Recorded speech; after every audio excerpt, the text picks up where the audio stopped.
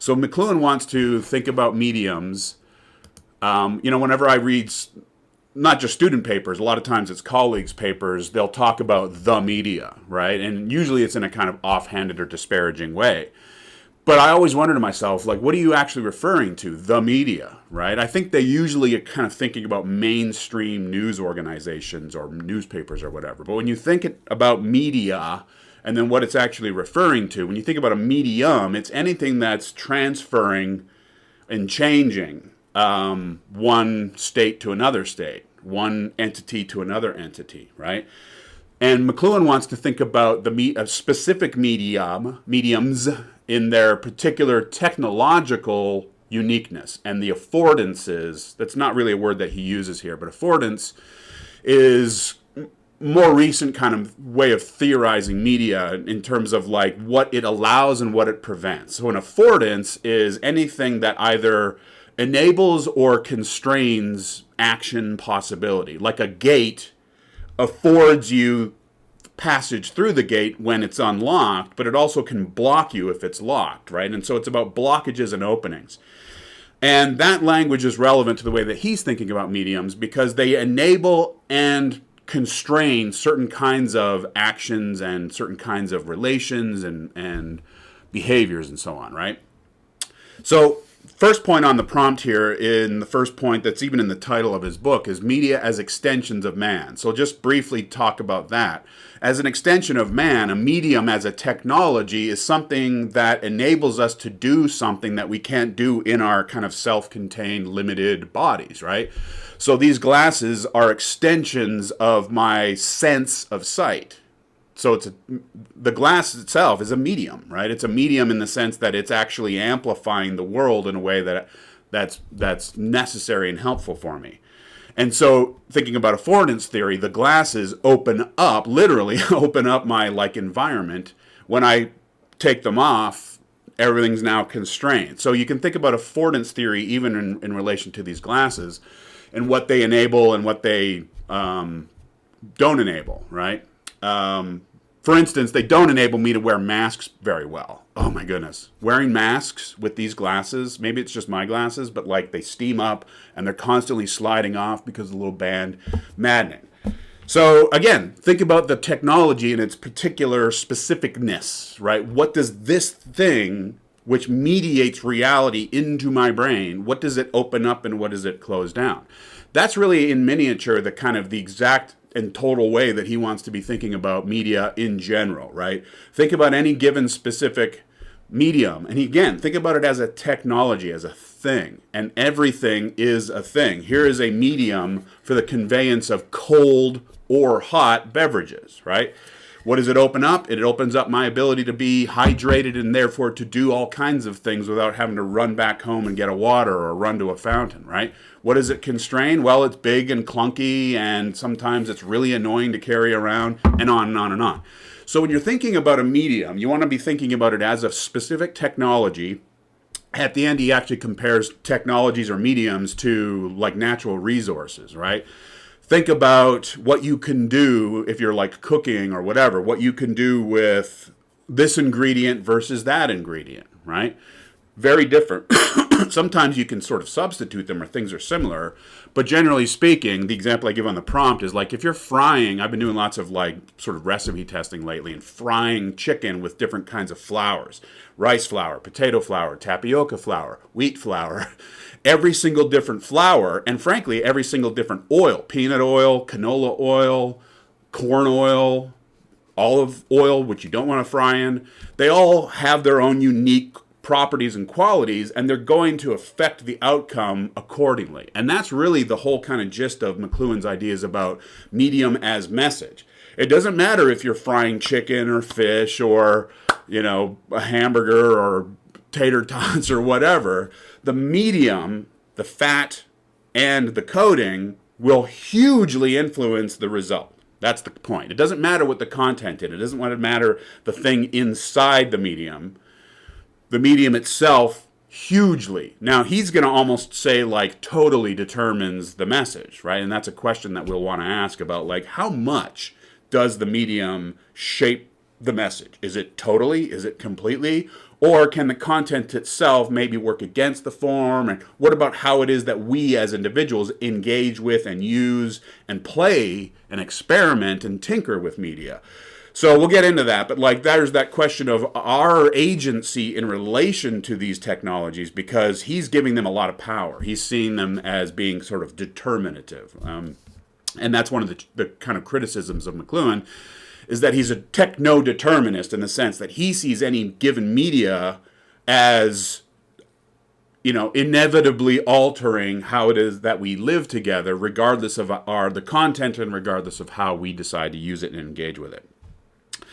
So, to be honest, there's just a ton of examples in this essay here, and my guess is that because this was published in the early 60s, a lot of these examples are not going to make a bit of sense to you. And so he's got lots and lots of examples, and there's lots of references that you're probably not familiar with, and a lot of them that I wasn't familiar with. And so a lot of it's going to feel quite foreign, right? And so in the prompt, the reading prompt, I'm just trying to draw your attention to some of the examples and key ideas that will likely make the most sense to you. And there's really just like a couple of major ideas in this introductory chapter. And the first one is the medium is the message. And I've kind of already described that. He's got lots of examples in there.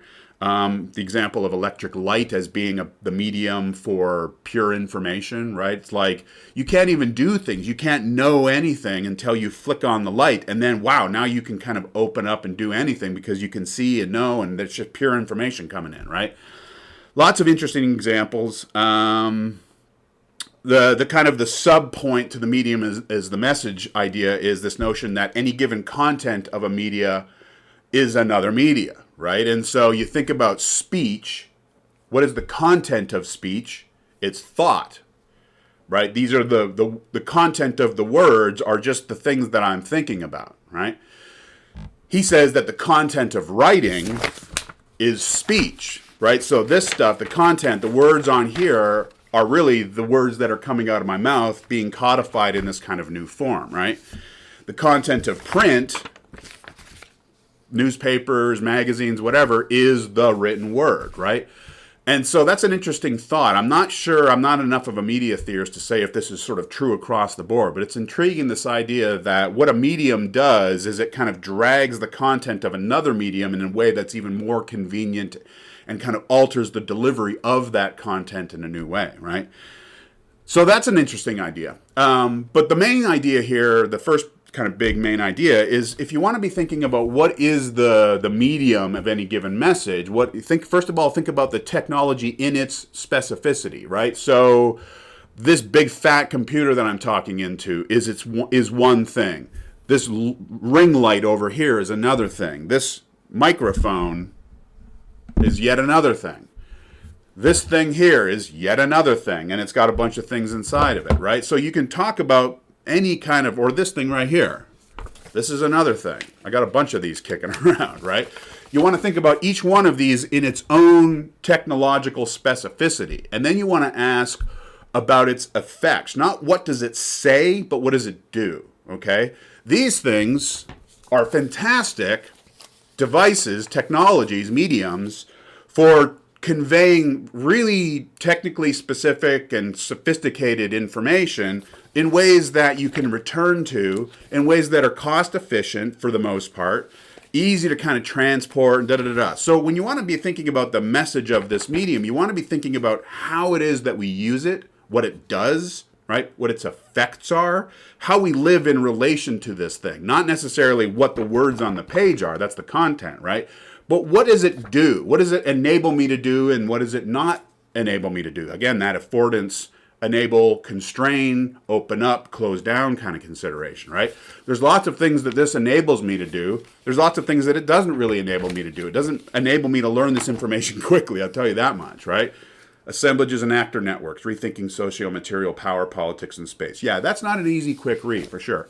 So a McLuhan-esque sort of analysis of media would want to look at any given mediums, particular, right, singular, in its technological specificity, and it wants to ask about what those technological specificities do, what they accomplish, what they don't accomplish, how they change our kind of patterns of behavior and association. Again, what they open up and what they close down. So we want to always be thinking about the effects and the consequences of a given medium. And we cannot assume that all media, just because it happens to go by the word media, is the same. So not. So not. So yeah, so the first main idea is, of course, medium is the message. The idea of a medium as an extension of our bodies, our senses. And then, of course, the idea that you want to be thinking about media and their specific technological uses and what they enable and open up. The next kind of major idea is number 9 on the prompt, and this idea of reversals. And so here he's thinking kind of historically and how it is that certain media technology give way to other media technology. And it's not so much always like a progressive, getting better, smarter, more advanced kind of thing. It's very much a like, one media technology comes along and it can even like displace or reverse what had existed before. The example of the railroad and the airplane is quite interesting. The railroad, of course, is a very 19th century medium technology. It's a medium because it's literally conveying, goods from here to there. So it's a transfer of information, it's a transfer of things, it's a transfer of connections and relations, even ideas, right?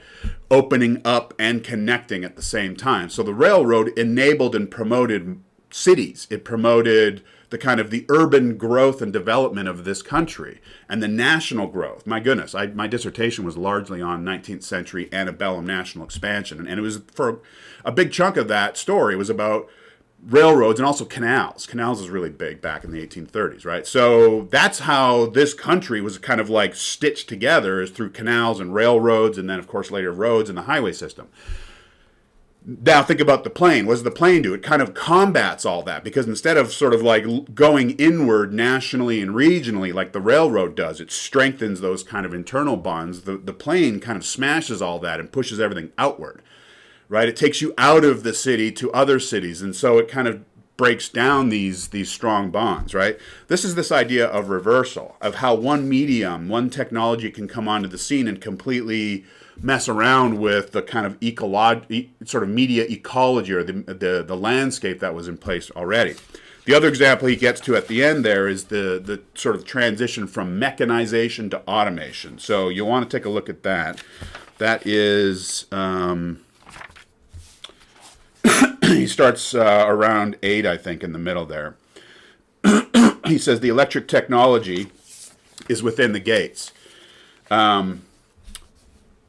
Obviously, mechanization is going back to the 18th century. Mechanizing things is using sort of industrial technologies to create linear... I always just think about the conveyor belt, right? Mechanization is like using tools, gadgets, whatever, to churn out products or objects or things or whatever rapidly, and so you can kind of exponentially grow whatever it is you're trying to do. But everything is sort of segmented, right? Think about a car factory. It's like this thing is all about the engine, and then that thing over there is about the tires, and that's the transmission, and all these different parts, and it just kind of like puts the parts together, or it kind of like smashes them together. So it's very segmented. It's about growth, but it's about kind of segmented bits and pieces kind of getting smashed together. Whereas automation is more about like simultaneity and integration, right? So it's a very different kind of set of associations and behavioral expectations that come from automation versus mechanization. Mechanization was the Industrial Revolution. We are now moving into a digital, like I'm thinking about Amazon here. Amazon uses a lot of mechanization still, but they also use a lot of like kind of digital robotics and automation, and things are just sort of happening on their own. So it's a very different shift, and McLuhan wants us to be very attuned to the consequences and the effects of shifting from a mechanized landscape to an automated landscape. I'm very curious to know what he would say about all of this, media, digital media, social media, the fact that we wear these things on our, bodies, and they're literally just like everywhere around us all the time. Like, how would he be talking about that, I wonder? And so that's kind of the gist of this piece. And I want to go too long here, 25 minutes. Yeah. So the medium is the message, what that means, this idea of the content of media being another medium, this idea of reversals and how it is that one medium can come in and dominate and take over and can really kind of challenge the habits and patterns of relation of the previous media ecosystem. And clearly we're seeing that with the internet, right? So go through the prompt. I didn't dive deep into the reading because there's a lot of stuff in here that I'm just not hitting on. There's a lot of examples, and it gets a little bit repetitious. But if you use this as your guide, you should be pretty good shape.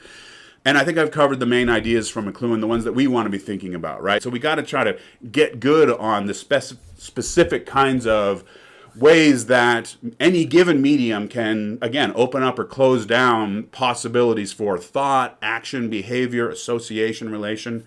So it's good stuff. And I'm proud as a Canadian to be, reckoning with him still. I first read him as an undergraduate many, many years ago.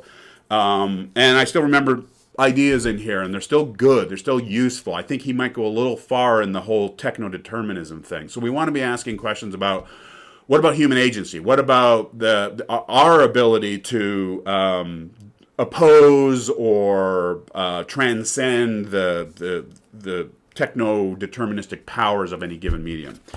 But in any case, those are some of the main ideas here, and I think we'll be revisiting a fair bit of this as we proceed. There you go, gang. Hope all's well out there, and looking forward to hearing from you. Take care.